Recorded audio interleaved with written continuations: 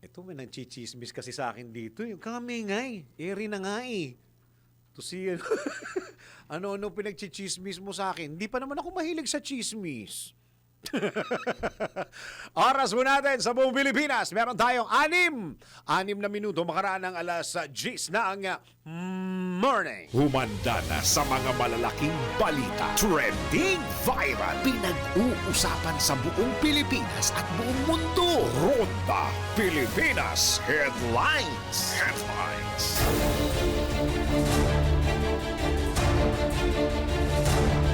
Para sa mga headlines ng Ronda Pilipinas. Ronda Pilipinas. Pilipinas, planong bumili ng 1 milyong bariles ng diesel bilang reserba sa gitna ng pinangangambahang oil crisis dulot ng sigalot sa Middle East. Ronda Pilipinas. Mahigit 20,000 seafarers kasama ang ilang Pilipinos stranded po sila sa gitnang silangan. Ronda Pilipinas. 18 dati umanong Marines ipinasampina na ng NBI. Ronda Pilipinas. China isinusulong ang 5-year plan Childbirth Friendly Society. Ronda Pilipinas. Batang taga-Pasig kampiyon sa elementary chess ng NCR. Uy, congrats, palaro. Ronda Pilipinas. Sa dami ng pinoproblema natin, ano kayang magiging lagay ng panahon ngayong weekend? Alamin mamaya sa Weather Report. Ronda Pilipinas. Ellen Adarna, nakasama si John Lloyd Cruz at kasintahan nito sa Manpulo.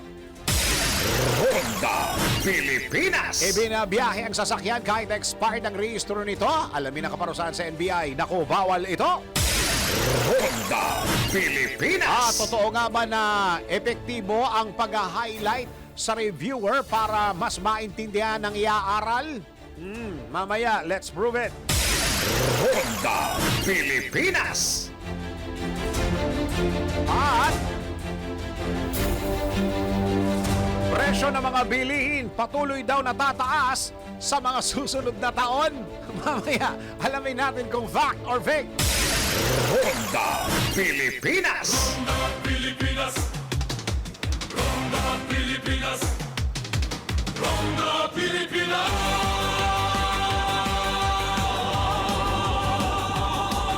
Kasama si Dennis Antenor Jr. Ang mga malalaking mga balita, ang mga matitinding mga pinag-uusapan, ang mga maiinit at pinagtatalunang mga issue. Lahat hagip, lahat malalaman. Hindi lang sa buong Metro at Mega Manila. Kasama na ang buong Pilipinas. Hahagupit na ang mga malalaking issue sa Ronda Pilipinas. Live na live sa DWIZ AM Metro at Mega Manila. Naka-live din sa DWIZ News FM Regional Stations. Naka-live din sa Radyo Ronda AM Radio sa Pilipinas. Live ding mapapanood sa Aliw 23 Free TV. At naka-live din sa lahat ng DWIZ Digital News accounts, Facebook, YouTube at DWIZ News website. Ronda Pilipinas. Wala nang mahuhuli sa balita. Wala nang maiiwanang issue na hindi mo alam. Ngayon, updated ka na sa Ronda Pilipinas. Kasama si Dennis Antenor Jr. Ronda Pilipinas. Aha! Yun! Ayos! Mababawasan yan, yung nagpapaneho. Mababawasan yan. Sigurado yan, sigurado yan. Mababawasan yan.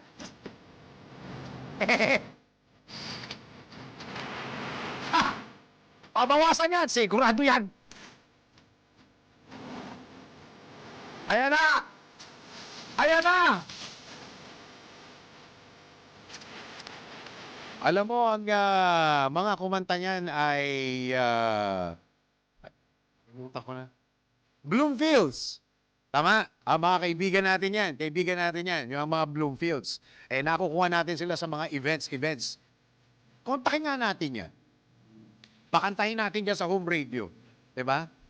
Ale! Wala nang bumibiyahe.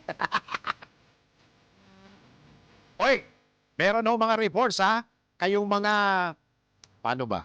Unang-una, hindi ako pwedeng magmura sa ere. Pangalawa, hindi ako nagmumura. Pangatlo, baka masuspindi ako ni Boss Benji at saka ni Atty. Rante. Paano ko ba, mababait. Oh, sige, mababait. Kasi yung mga mababait, mga dagayan, di ba? May mga report ho, ha? May mga report ho. Yung mga kababayan natin, wala pa man ang Martes, nag-increase na ng presyo sa mga gasolina nila. Oh, yan. So, ang pwede natin sabihin, mababait. Di ba?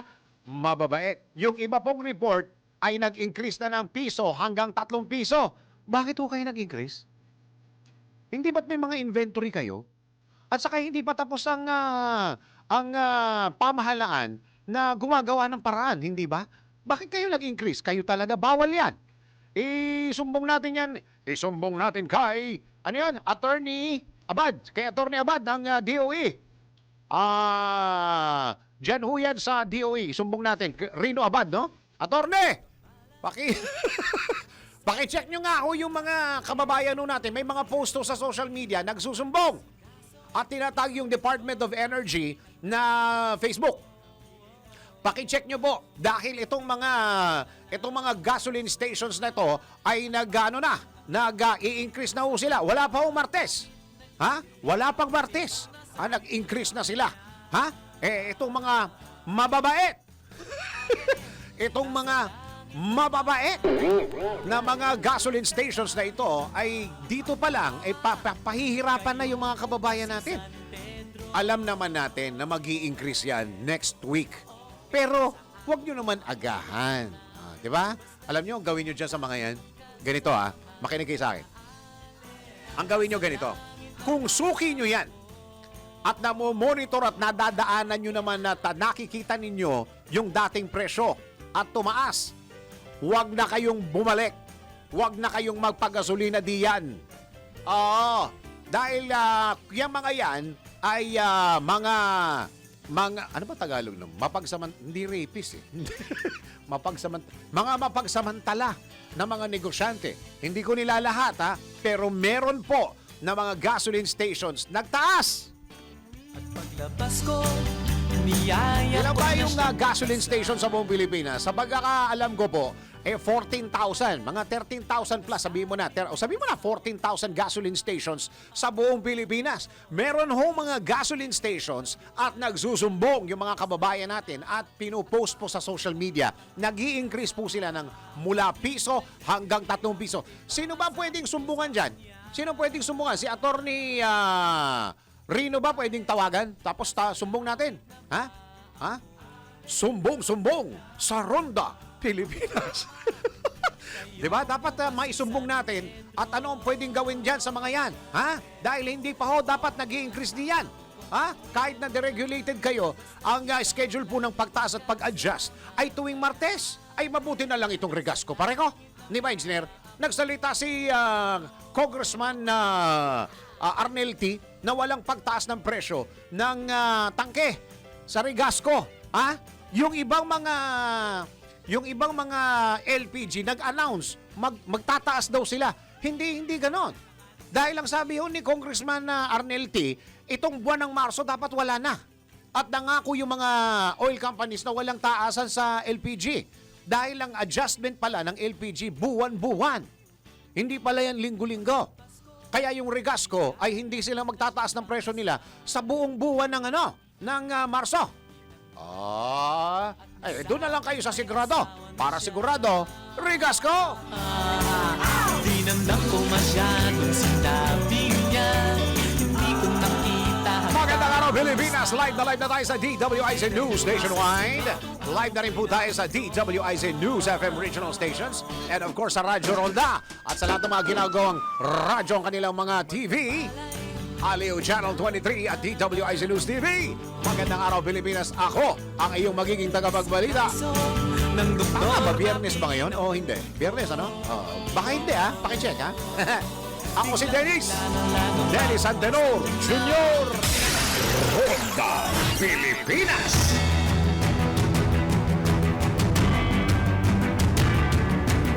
Ito na yung sinasabi kong paraan. Handang bumili ang Philippine National Oil Company o PNOC ng hindi bababa sa 1 milyong bariles ng diesel mula sa kalapit na bansa o sa mga kalapit na bansa upang ibenta sa mga kumpanya ng langis bilang reserbang supply. Ayon kay Department of Energy Oil Industry Management Bureau Director, ayon, si Attorney Rino Abad. Ibinebenta ng PNOC ang dagdag supply ng diesel sa mga oil companies ng walang anumang patong. Makinig! Ito ay anya dahil kumukonsumo ang Pilipinas ng nasa 33 milyong litro ng diesel kada araw. Ang dami!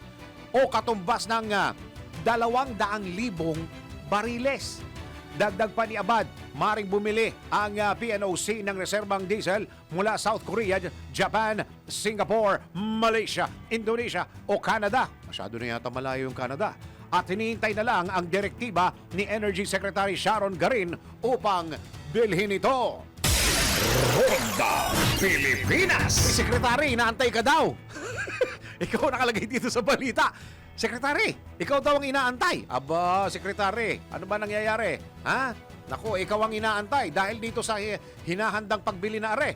Samantala, sa ibang balita, aabot sa 20,000 seafarers, kabilang ang 27 Pilipino at 15,000 cruise ship passengers ang naipit sa Middle East dahil sa patuloy na digmaan sa rehiyon. Ito ang kinumpirma ni International Maritime Organization o IMO Secretary General Arsenio Dominguez matapos ideklara bilang warlike operations area ang Strait of Hormuz, Gulf of Oman at Persia Gulf dahil sa matumitinding banta sa seguridad lalo na sa mga barko. Tiniyak naman ni Dominguez na nakahanda ang IMO na makipagtulungan sa iba't ibang sektor upang matiyak ang kaligtasan at kapakanan ng mga marino na naapektuhan ng kaguluhan. Una nang isinara ng Iranian government ang Strait of Hormuz sa mga naglalabas-masok na oil tanker sa Persian Gulf bilang bahagi ng kanilang hakbang kontra US-Israel forces. Sa panig naman ng Pilipinas, naglabas na ng Department of Migrant Workers ng precautionary measures para sa kaligtasan ng mga Pilipino seafarers na apektado ng sigalot sa gitnang silangan. Si Dennis Antenor Jr. Ronda Pilipinas. Uy, nalaman niyo na ba yung issue ng DMW at saka OWA? Hindi daw nagsisipasok dahil natatakot daw sa gera. Oo. Di ba ang sagot ni, ang sabi ni Senator Erwin Tulfo, magsilayas na kayo dyan. Mga wala kayong pakinabang kung natatakot kayo. Hindi, ako naiintindihan ko yung point ni Senator Tulfo. Pagka ganyan, sino ho ba talaga ang tatawagan? DMW lang eh. Hindi ba? At saka OWA eh. Hindi ba? Hindi naman tatawag sa Department of Tourism yung mga yan eh. Kung nangangailangan sila ng tulong, of course, DMW at saka OWA ang tatawagan nila. Hindi naman tatawag sa pa ba? DOTR. Hindi naman tatawag sa DOTR yan eh. Hindi naman tatawag yan sa Department of Tourism eh.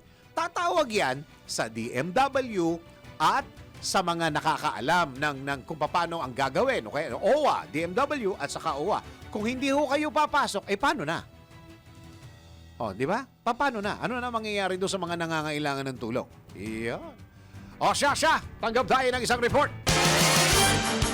Free Legal Aid Caravan aarangkada bukas sa Magalang, Pampanga. Alas 7 ng umaga ang umpisa. Dapat pala nakikipartner tayo din eh. Alamin natin ang report ni Johnny Gole. Kuyang Johnny, nakaschedule na? Yes, ito, arangkada na raw bukas itong free legal aid karabahan dito sa bayan ng Magalang, Pampanga na gaganapin dito sa People's Gym alas 7 ng umaga.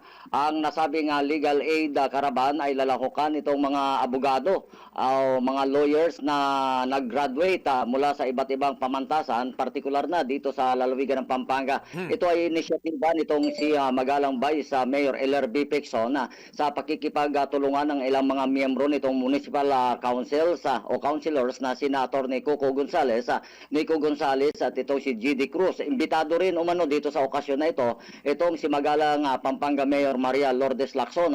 Hinihikayat nitong si Vice Mayor Pecson ang mga reklamo at na biktima nitong mga illegal na subdivision developers at itong mga nakapaghulog na sa naudlot na Santo Niño Housing Project. Lahat ng legal issues ay maaarian niyang iduluga at mabigyan ng legal advices itong mga nabiktima mula sa mga imbitadong abogado. Bukod dito, ayon pa rito kay Vice Mayor Pecson, maaari ring iduluga itong issue sa BAUSI o itong Violence Against Women and Children Protection. Isang hakbang ito umano sa pakikiisa nila dito sa celebration o sa selebrasyon ng Women's Month ngayong buwan. Bukod dito, may libre ring meron ding libreng process o meron ding darating na mga kinatawa mula sa itong Statistics Office o Philippine Statistics Authority para do sa mga nais kumuha ng kanilang mga dokumento. Ito anya ay may bayad yung processing fee. Ayon kay Pecson, isang hakbang ito upang sa ganoon ay mabigyan ng libre na legal o legal na hakbang o legal na advice itong ating mga kabale na partikular sa usapin ng kanilang mga problema sa legal issues dito sa kanilang bayan. So yan muna yung Kuya Johnny! Buhat ito. Yes, sir. Kasama ba dyan yung, kasi nabanggit mo yung vowsy baka pwedeng pumunta yung mga gustong makipaghiwalay sa mga asawa nila kasi nabanggit mo yung vowsy. Yan ba mga free legal advice sa mga gustong makipaghiwalay? Gustong mag-file ng annulment? Pwede. Oo, pwede, correct. Pwede daw, pwedeng idulog at mabigyan sila ng tamang mga advice o gagawin nila at mga pamamaraan dito sa mga issues na ito. Basta related nga dito sa BAUSI o itong Violence Against Women and Children Protection. Ano yan? So, yan Kapartner yung, ba ang ano dyan? IBP? Local? O yung mga fresh graduate na mga abogado? Oo, mga ano ito, kasama ritong IBP Pampanga. Yun. Karamihan dito. Kasama kasi itong itong mga bagong fresh graduate na mga abogado ay mga member sila ng IBP Pampanga chapter. So, darating hindi lang mga bagitong mga lawyers ito, kundi meron ding mga naimbitahan itong mga dati ng mga abogado na taga Pampanga in particular at yung mga nag-graduate nga dito sa mga pamantasan sa Pampanga na may mga law ano sila, may school. Oo. Okay, maraming salamat Kuyang Johnny. So yan ang update buhat ito sa lalawigan ng Pampanga. Ito si Central Luzon Patrol, Johnny Gole para sa Impila Metodo Lakas DWIC, nagbabalita ng tama, naglilingkod ng tama. Ronda Pilipinas. Hindi ko lang alam. Meron ho tayong pinapakontak ngayon, isang police station na may hawak ng kaso. Yung nangyari ho dito sa may Paranaque. Alam niyo yun, sa may... ano ba yun? Azur o Azure? Azure Residences, di ba? Condominium yan, di ba? Nangyayari yan. Kailan ba yan? Ano ba ngayon? March 6? 4 nangyayari yan, no? Ito hong pangyayaring ito, yung mga bata ho, yung mga, hindi naman mga bata, kundi mga binata yung mga nagbabasketball doon, bigla na lang pinasok ng isang parang 50 plus na 50 plus anyos na lalaki at bigla na lang namamarel ng barel. Tapos, yung 4 yata, mamaya i-check natin kung tama yung mga detalyeng nandito sa akin, 4 isinugod sa ospital at yung 2 patay na yata eh. Mayroong isang kumakalat ngayon na picture na tama, no? Yung isang lalaki ay wala na. At alamin natin, ngayon kung March 4 pa yan, March 4, tama, 2. Tapos yung 4, hindi ko lang alam kung nasa ospital pa hanggang sa ngayon. Ano ngayon ang kasi kung March 4 pa yan, March 6 na, totoo ba to na hindi pa daw nakikilala kung sino yung gunman? Eh kasi ang base ho dun sa detalye na aking hawak ngayon ay yung lalaki daw na namaril ay residente ng Azure. Hindi ba? Ngayon, ang tanong ko, bakit hindi kilala? Eh lahat naman ng nagiging tumitira sa mga condominium, lahat ay hawak na dokumento ng admin. Kung totoong doon nakatira. Oy, ba't iniimbestigahan pa? Yun, ang mga tanong diyan.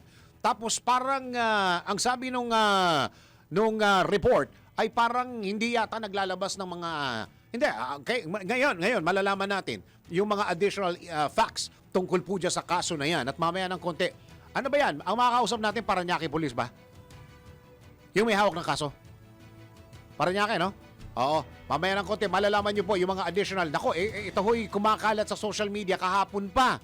Oo, hanggang ngayon pinag-uusapan po dahil dalawang buhay ho ang may kinalaman na nawala rin eh. Oo, at yung mga magulang at pamilya ng mga nasawi ay sumisigaw ng hustisya.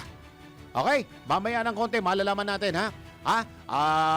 Standby lang kayo, tutok lang kayo sa Ronda Pilipinas. At ngayon, alamin na natin ang magiging weather. Go! Pinakahuli, pinaka-latest, pinaka-napapanahon, whether we like it or not, ito ang magiging DWIZ Weather Report. Alamin muna natin ang magiging weather today at the coming days, lalong-lalo na weekend, ano? Mula kay Daryl Justin. Pare, go! Magandang umaga Pilipinas, narito na ang latest sa lagay ng ating panahon base po sa 24-hour weather monitoring at forecast ng DOST Pag-asa. Dalawang weather systems pa rin pong umiiral sa ating bansa. Nandyan pa rin po ang pag-iral ng Northeast Monsoon o Amihan na magdadala ng maulap na papawirin at may mga pag-ambon lamang sa Batanes at Babuyan Island, habang sa Ilocos Norte, Apayao at mainland Cagayan, asahan po ang partly cloudy to cloudy skies na may isolated light rain sa mga pag-ambon na minsanan lang po at hindi katagalan, dala po ng epekto ng amihan. Sa Metro Manila naman at nalalabing bahagi ng bansa, asahan po ang bahagyang maulap hanggang sa maulap na papawirin, fair weather conditions na may isolated rain showers at mahihinang mga pagkulog, pagkidlat. Dulot po yan ng easterlies o yung mainit at maalinsangang hangin na nagmumula po sa karagatang Pasipiko. Sa susunod na 3 araw, asahan po natin sa Metro Manila mula Saturday, Sunday at Monday ang fair and good weather conditions na may chance lamang po ng mga pag-ambon o light to hanggang moderate rainfall na maaaring mangyari sa hapon o gabi, pero mababa po ang chances of rain natin na around 20 to 30%. Nasa 23 hanggang 34 degrees Celsius ang agwat na temperatura, pero sa Monday maaari nating asahan na bumagsak ang temperatura hanggang 22 degrees dahil may pasulput-sulput pa nga pong epekto ang Northeast Monsoon o Amihan. Habang sa Cebu naman po, asahan na maganda at magiging maaliwalas ang panahon sa umaga at tanghali, pero may asahan po na tsansa ng pag-ulan at may hinang pagkulog at pagkidlat, lalo po sa dakong hapon at gabi. Pero pagdating ng Monday, magiging masungit ang panahon sa Metro Cebu. May mga pag-ulan at may kalakasan ng mga pagkulog, pagkidlat. Nasa 26 hanggang 31 degrees Celsius ang agwat ng temperatura sa Queen City of the South. Sa Metro Davao naman po, magkahalong init at ulan tayo mula Sabado, Linggo at Lunes. Maglalaro po ang temperatura natin sa 23 hanggang 33 degrees Celsius. Kaya sa mga nabanggit na lugar, lalo na sa malaking bahagi ng ating bansa, magdala po ng panangga sa ulan at init tulad po ng mga payong at kapote ninyo dahil prevalent pa rin naman po ang mga pag-ulan, lalo na po sa may Mindanao area kung saan may mga maninipis na cloud clusters o kaulapan, pero hindi naman inaasahan ng DOST Pag-asa na mabubuo ito bilang isang ganap na LPA o bagyo over the next 3 to 4 days. Kaya may enjoy naman natin ang ating mga outdoor activities mula ngayong Friday hanggang posible po yan hanggang sa araw ng Lunes kung kailan magbabalik trabaho ulit tayong lahat. Sa ating sunrise sunset, ako sakto ronde, naalala ko kung ano yung bilin sa akin dito. Pag sinabing sunrise, bukod sa may pagtilaok bukod sa pagtilaok ng manok, Mayroon din, pag sunrise yan po ang tulog ni Papa Jackson. Sabi nung anchor ng programa. Alas 6:10 po yan ng umaga. At pag sinabi namang lulubog ang araw, yan po ang oras ng gising ni Papa Jackson. Alas 6:05 po yan mamayang gabi. Sa ngayon, yan muna aking latest weather report, whether you like it or not. Buhat sa labas ng himpilan, ako po si Daryl Justin, nagbabalita ng tama, naglilingkod ng tama. Pinakahuli, pinaka-latest, pinaka-napapanahon, whether we like it or not. DWIZ Weather Report. Ronda Pilipinas. Salamat pare. Okay, teka, reminder. Total, ni-remind mo yung pagising at pagtulog ni Papa Jackson. Ito, reminder lang po ito. Para sa lahat ng mga fans ni Papa Jackson na magsisimula na, malapit na ha? Malapit na. Wala pang schedule eh. Wala pang schedule ha? Pero magsisimula siya alas 9 ng gabi hanggang alas 12 ng hating gabi. Siyempre, Papa Jackson yan. Isang reminder lang po ito sa ating mga kababayan na po, huwag matakot magpakonsulta sa tuwing makakaramdam ng sakit dahil may PhilHealth na siguradong aalagaan ang kalusugan mo. Lahat tayo'y membro at sigurado sa benepisyo. Pumunta lamang sa mga accredited Yakap package provider para makapag-avail ng Yakap package. Para sa karagdagang impormasyon, bumisita lamang sa kanilang website na www.philhealth.gov.ph at pindutin ang click to call icon. Dahil Pilipino ka, may PhilHealth ka. Kita ang impormasyon sa Ronda Pilipinas. Nasa linya na ba natin? Calling pa lang. Okay. Asan? Oh, yan. Asan?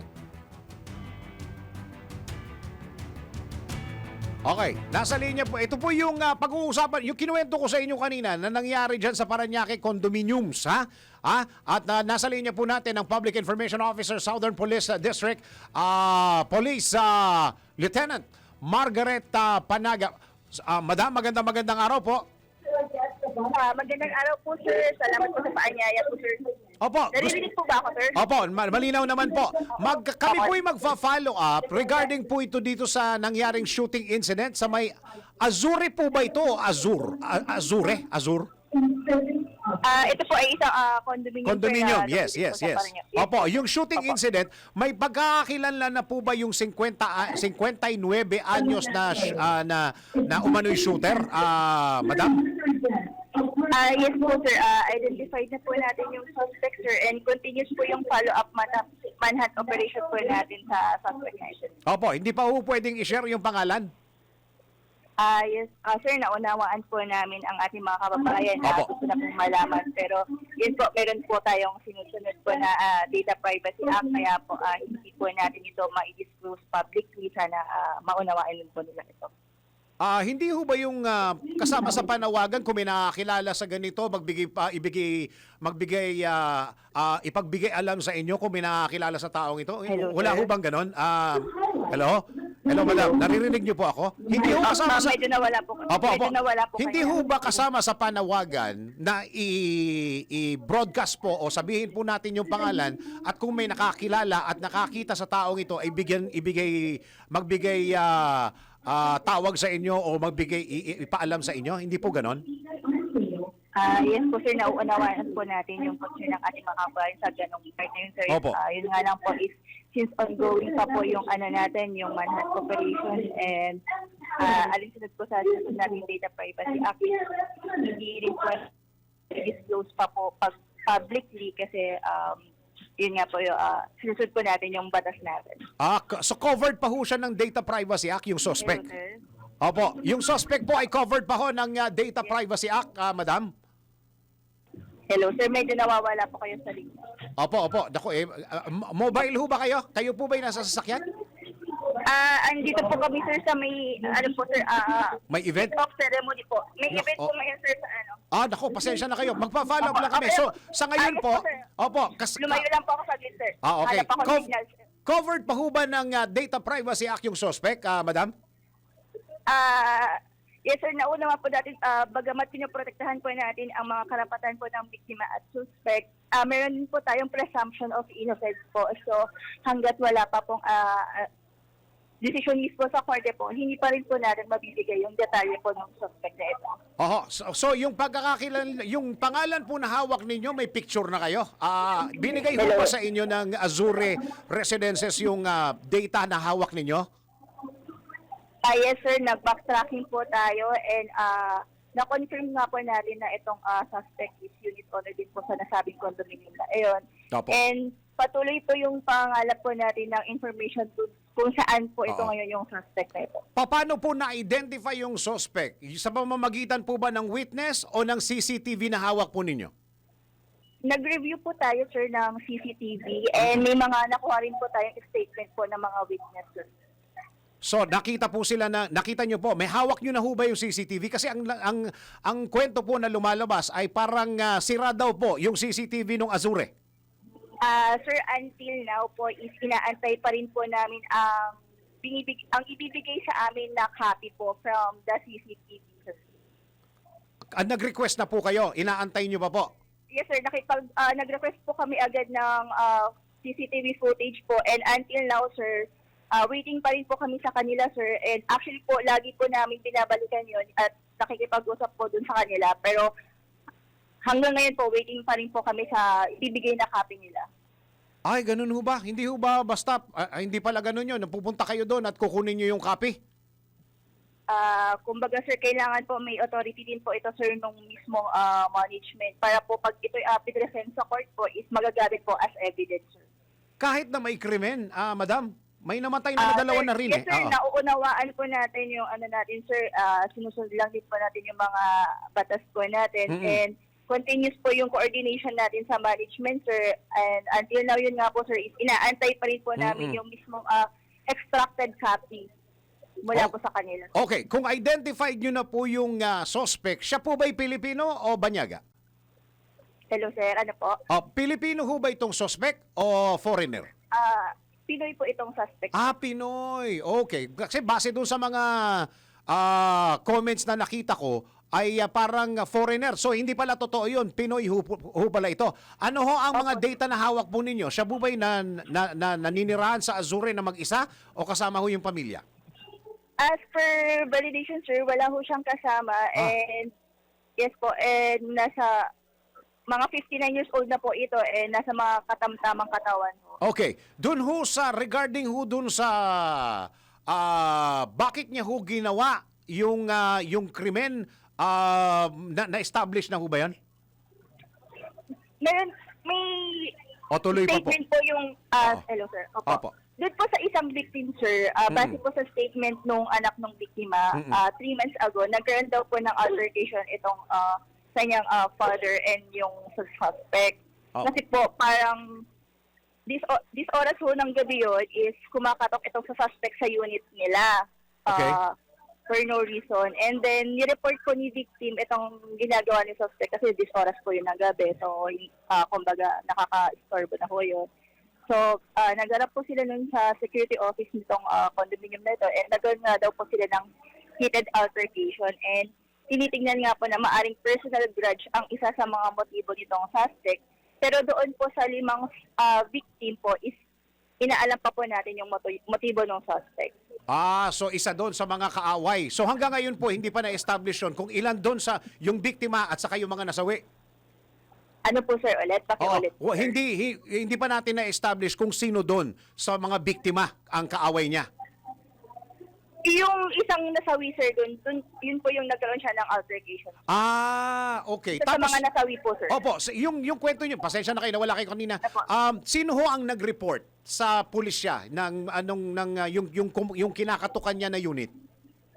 Yung isa po doon sa nasawing victim, sir, nireport ko sa security office po nung condominium na yun. Okay. Ganun nga ho ang ginagawa ng suspect. Oo. And then, nagharap po sila and nagkaroon po sila ng heated altercation nung nagharap na po sila sa security office. Yun. Yun ho bang barel na ginamit? Lisensyado po? Hello, sir. May lisensya ho ba yung barel na ginamit ng suspect, madam? As per verification, sir, meron pong licensed firearm itong suspect. Pero imamatch pa po natin yung mga nakuha nating basyo ng bala kung ito ho ba yung mismong firearm niya na lisensyado. Okay. Yun ho, ito, last question ko na ho ito, madam ha. Yun hong sinasabi ho ng mga comment kanina, ay, binabasa ko kanina, meron siguro, isa siya doon sa may-ari ng unit, medyo maluwag daw po yung security pagdating sa mga kapkapan, pagpapasok daw ho ng condominium. Na-establish na ho ba ito, madam? Sir, siguro regarding po dyan, patenta po tanongin natin yung mismo security management po ng condominium na yon, sir.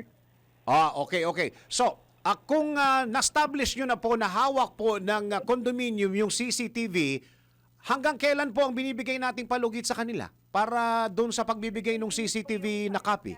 Sir, sa kanila, sir. Actually, kanina kausap ko po yung sir, Parañaque Station. Pinuntahan po nila ulit and waiting pa rin po. Ngayon po, magpa-follow up po ulit ako sa Parañaque Police, sir, para po kung may update na po sila regarding sa CCTV footage po. Yun. Okay. Siguro yan ang kailangan namin. Madam, maraming salamat po sa oras na binigay nyo po sa DWIC. Tawag po kami ulit for a follow-up, madam, ha? Thank you po. Hello, sir. Yeah. Maraming salamat po sa oras na binigay nyo po. Maraming salamat po, sir. Magandang umaga po. Thank you very much, Public Information Officer, Southern Police District Police Lieutenant Margaret Panaga. Ronda Pilipinas. May tanong lang ako ng konti. Konti lang. Andiyan ba pwede mo matanong si Attorney Randy dyan? Yung tungkol doon sa Data Privacy Act, doon sa suspect, tanong natin, para kahit pa paano guided tayo sa mga information. Ay, nako po. Sige, 2 oras bago mag-alas 11 ng umaga. Oy, teka muna, puntaan mo man. Nako, talaga naman ang mga panahon ngayon ay ibang-iba na. Oo, nako. Sige. Meron akong isi-share sa inyo, ha. Pakinggan ha, doon sa mga nagluluto. Alam nyo, mag-alas 11, nagluluto na yung mga misis ng tahanan, ha. Alam nyo ba na ang Regasco ay isa sa mga leading LPG brand sa buong Pilipinas po yan, ha. Buong Pilipinas. Talagang tinatangkilik ito ng maraming mamimili, mga misis, ha. Dahil affordable. Affordable yan. Quality. At tama yung timbang, hindi madaya. Subukan po ninyo at makikita po ninyo agad ang pagkakaiba nito kumpara sa brand na ginagamit nyo ngayon. Doon sa mga gumagamit ng Regasco, alam ko napatunayan nyo na yan. Doon sa mga hindi pa gumagamit, huwag po kayong magpapaloko sa murang LPG, ha, na may daya sa timbang. Huwag kayong magpapaloko diyan. Dahil kahit 1 kilo lang ang dadayain, halos 100 pesos din po ang nawawala sa inyo. Tandaan nyo yan, ha? Kaya kung gusto mong sigurado sa kalidad at tamang timbang, ito na ang kunin ninyo. Tandaan, para sigurado, Regasco. Para siguradong iwas sunog, narito ang ilang siguradong tips sa pagbili ng LPG. Tingnan ang presyo. Ihambing ang presyo ng LPG tank sa iba't ibang supplier. Magtaka ka kung malayo at sobrang baba ng presyo. Baka ito ay kulang sa timbang. Sigurado safe ka kung alam mo ito. Isang Fire Prevention Month reminder hatid ng DWIZ News at ng Regasco. Regasco, kinilala ng Department of Energy na sumusunod sa pamantayan ng ligtas na LPG para sa Pilipino. Ayon sa LPG Industry Regulation Act, Republic Act No. 11592. Para sigurado, Regasco. Ronda Pilipinas. Oras mo natin sa buong Pilipinas. 10 minuto ba bago mag-11 ng morning. That time. At para sa ating balitang sports naman, batang taga-Pasig, kampiyon sa elementary chess ng NCR palaro. Alamin natin sports news mula kay Kim Gomez. Sa mundo ng palakasan, ang latest malalaman sa DWIZ Sports News. Naging kampiyon si Marius Zabanal Constante ng Pasig City sa Elementary Boys Standard Chess ng National Capital Region Athletic Association na ginanap sa Tondo, Maynila. Ang 8 taong gulang na si Constante ay nagtala ng 6 na panalo at 1 talo sa 7 round ng torneo. para makuha ang titulo. Tinalo niya ang ilang mahuhusay na manlalaro mula sa iba't ibang lungsod sa Metro Manila. Matapos ang isang pagkatalo sa ika-4 na round, bumawi siya at nagwagi sa huling 3 laro upang masiguro ang kampyonato. Pumangalawa naman si Danry Seth Romualdez ng Taguig Pateros na may 5.5 points, kapareho ng kanyang teammate, ngunit lamang sa tiebreak. Dahil sa kanilang panalo, kakatawanin ni Constante at Romualdez ang NCR sa palarong pambansa na gaganapin sa Agusan del Sur ngayong taon. Para sa Sports News, Kim Gomez nagbabalita ng tama, naglilingkod ng tama. Arena Plus Sportsbook. Arena Plus. Gambling is for 21 years old and above only. Gambling can be addictive. Know when to stop. Ronda Pilipinas. Ito na ang latest, Bagong-bago. Fresh na fresh. DWIZ Showbiz News. Ellen Adarna nakasama si John Lloyd Cruz at kasintahan ito sa Manpulo. Alamin natin showbiz balita mula kay Anton. Para sa aking balitang showbiz, nagbakasyon sa Manpulo ang aktres na si Ellen Adarna kasama ang kanyang mga anak na sina Elias at Liana, pati ang ama ni Elias na si John Lloyd Cruz at ang kasintahan nitong si Isabel Santos. Sa Instagram stories ni Ellen, makikita ang kanilang masayang bonding habang nag-i-enjoy sa puting buhangin ng isla. Ibinahagi rin niya ang ilang video kung saan sakay sila ng isang yate at nagpapalitan sila ng girlfriend ni John Lloyd sa pag-aalaga sa mga bata habang pinapanood ang sunset. Sa isa pang clip, ipinakita naman ni Elias sa kanyang ama ang nahuli nitong alimango habang naliligo sila sa dagat. Kung matatandaan, maayos ang co-parenting setup ni na Ellen at John Lloyd para sa kanilang anak. Noong December 2025, muli rin nagsama ang dalawa kasama si Isabel sa piano recital ni Elias. At iyan aking balitang showbiz para sa Pinametodong Lakas, DWIZ. Ako si Anton, nagbabalita ng tama, naglilingkod ng tama. Ronda Pilipinas. Biniyahe yung sasakyan kahit expired ang rehistro nito. Alamin ang kaparusahan sa NBI. Naku, bawal ito. Alamin kung bawal o hindi. Dahil kung di mo alam to, kaso ang kakaharapin mo sa NBI. Nako, bawal ito. Ibinabiyahe ang sasakyan kahit expired ang rehistro nito? Nako, bawal ito. Sa dami ng sasakyan sa kalsada, marami ang panatag o matapang na ibinabiyahe ang kanilang mga sasakyan kahit na expired ang rehistro nito. Nako, alam mo bang may parusa sa batas yan? Ang lahat ng sasakyan na gagamitin sa kalsada ay dapat mayroong valid at updated na rehistro alinsunod sa Public Act No. 4136 o Land Transportation and Traffic Code. Batay sa polisiya ng Land Transportation Office, ang rehistro ay epektibo lamang ng 1 taon at wala itong extension. Kaya kung mahuli ang sasakyan na may expired na registration, maaaring ipataw ang mga sumusunod: traffic violation ticket, penalty sa LTO renewal, impoundment ng sasakyan, lalo na kung matagal nang expired ang rehistro, walang ORCR, o kapag gumagamit ng replika na plaka. Kaya sa mga car owner, huwag maging pabaya sa mga opisyal na dokumento. Huwag na ring ibiyahe ang sasakyan kung expired ang rehistro para hindi ka masabihan ng, nako, bawal ito. Ronda Pilipinas. Uy, baka kayo magpaparty ha ngayong Sabado at Linggo ha. Baka kailangan nyo ng spectacular party spread. Ayan. MC Grazing Table offers curated tables that are edible masterpieces. Ayan ha. Give your guests an unforgettable feast of flavors ha. Find MC Grazing Table on Facebook or Viber 0960-844-8546. Baka nangangailangan kayo ng grazing table ha. Alam niyo yan, mga masasarap, mga sosyal, pang sosyal ha.